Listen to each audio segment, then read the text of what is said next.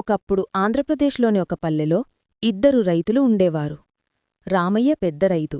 తన పొలంలో బోరుబావి వేసుకోవాలని అనుకున్నాడు. అతను ఒక పెద్ద నీటిగుంట, ట్యాంక్ నిర్మించాడు. గుంటలో చాలా నీరు పోశాడు. దానిని జాగ్రత్తగా కట్టమని పనివారికి చెప్పలేదు. సుబ్బయ్య పక్క పొలం రైతు. అతని పొలం పచ్చని వరిపొలముగా ఉండేది. ఒకరోజు రామయ్య గుంట నుండి నీరు లీకై బలహీనమైన గోడలు కూలి ఆ నీరంతా సుబ్బయ్య పొలంలోకి వెళ్లి పంట నాశనం చేసింది. సుబ్బయ్య పంచాయితీ పెట్టించాడు.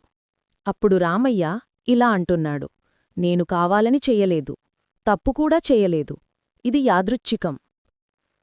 కాని పంచాయితీ చెబుతున్న పెద్దలు, నువ్వు పెద్ద నీటిగుంట పెట్టుకున్నావు, అది ప్రమాదకరమైనది.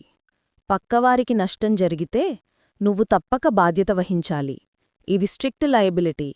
తప్పు చెయ్యకపోయినా నువ్వే జవాబు ఇవ్వాలి అని అన్నారు. ఆ పెద్దల తీర్పుతో రామయ్య సుబ్బయ్యకు నష్టపరిహారం ఇవ్వక తప్పలేదు.